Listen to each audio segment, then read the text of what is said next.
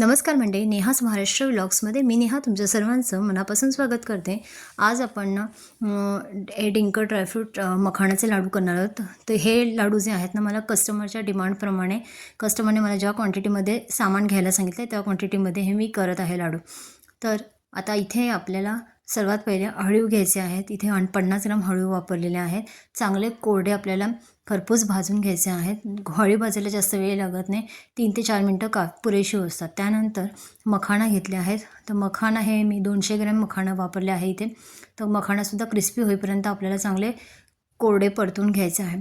त्यानंतर सुकं खोबरं मी घेतलं आहे। तर हे सुकं खोबरं मी काय केलं, वेळीवरनं त्याचे पातळ स्लाईस केला, त्यानंतर थोडंसं मिक्सरला फिरवलं आणि त्यानंतर आता हे मी थोडंसं अर्धवट झालेलं जे खोबरं होतं ना त्याचं चांगलं परतून घेत आहे। तर एकाच कढईमध्ये मी दुसऱ्या साईडला दुसऱ्या बर्नरला तीळ आणि खसखस एकत्रितरित्या भाजून घेत आहे। तर आता तुम्ही बघू शकता खोबऱ्याचा रंग ना पूर्णपणे बदललेला आहे। याचाच अर्थ खोबरं आपलं चांगलं तांबूस झालं आहे, क्रिस्पी झालेलं आहे। तर खोबरं आपल्याला एका ताटामध्ये काढून घ्यायचं आहे। आपण सर्व जिन्नस जे पण भाजून घेणार आहोत ते एका सेपरेटली काढून घ्यायचे आहे। त्यानंतर ही खारीक पावडर आहे। खारीक पावडरसुद्धा व्यवस्थित आपल्याला भाजून घ्यायची आहे। 500 ग्राम खारीक पावडर मी इथे वापरलेली आहे। पावडरमधल्या ज्या गुठळ्या आहेत त्या आपल्याला व्यवस्थित फोडून घ्यायच्या आहे आणि जेवढं पण आपण मिश्रण सगळे भाजून घेतलेलं आहे ते सर्व पदार्थ आपल्याला मिक्सरमधून बारीक पेस्ट करून काढून घ्यायचे आहेत।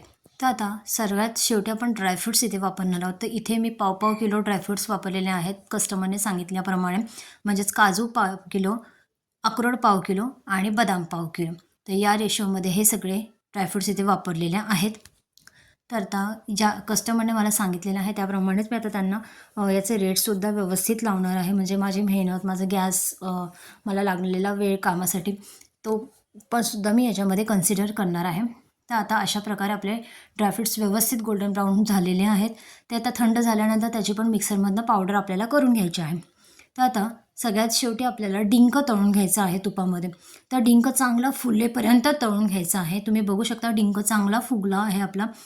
आणि त्यानंतर ना काळे मनुके मी घेतलेले आहेत। तर काळ्या मनुक्यांनी रक्त वाढतं म्हणून मी त्याच्यामध्ये काळ्या मनुक्यांचा वापर केलेला आहे। तुम्ही काळे मनुक्यांच्या ऐवजी पिवळे मनुके वापरले तरीही चालतात। तर काळे मनुके पण आपले टम्म फुगलेले आहेत चांगले। तर हे सर्व मिश्रण पावडर करून ना मोठ्या घमेल्यामध्ये मी काढून घेतलेलं आहे।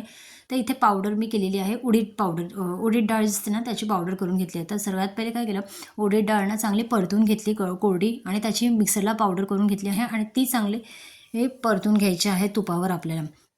आणि त्यानंतर सगळ्यात शेवटी आपल्याला गुळाचा पाक करायचा आहे। तो गुळाचा पाक मी एका साईडला करायला ठेवलेला आहे थोडंसं पाणी ॲड करून। तर इथे आपण एक अख्खं जायफळ किसून घेतलेलं आहे, सोबतच ना सुंठ पावडर घेतलेली आहे, सुंठ पावडर आणि वेलची पावडर। सुंठ पावडर 100 ग्राम वापरलेली आहे, वेलची पावडर 20 ग्राम मी इथे वापरलेली आहे। आणि त्यानंतर आता हा पाक आपला तयार झालेला आहे। पाक हा कोरडा मिश्रण सगळं एकत्र करायचं आणि त्यानंतर याच्यामध्ये पाक आपल्याला ॲड करून घ्यायचा आहे आणि व्यवस्थित सगळा पाक ना सगळीकडे लागेल या हिशोबाने व्यवस्थित सगळीकडे स्प्रेड करून घ्यायचा आहे। शक्यतो चमच्याचाच वापर पहिले करा, कारण पाक प्रचंड प्रमाणात गरम असतो आणि त्यानंतर मग थोडंसं आपल्याला जसं सोसवेल ना गरम त्याचं उष्णता, त्यानंतर आपण हात घालून असे छोटे छोटे लाडू याचे वळून घेणार आहेत। तर माझा मधला व्हिडिओ ना काढायचा राहून गेला, तर माझे लाडू सर्व तयार झालेले आहेत।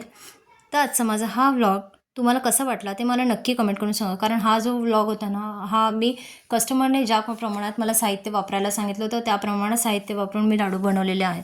तर हा व्हिडिओ आवडला असेल तर लाईक करा, चॅनलवर नवीन असेल तर पटकन सबस्क्राईब करून टाका चॅनलला, जेणेकरून माझे पुढचे व्हिडिओ तुम्हाला असे मिळत राहतील। तोपर्यंत भेटूयात पुढच्या व्हिडिओमध्ये, तोपर्यंत बाय बाय।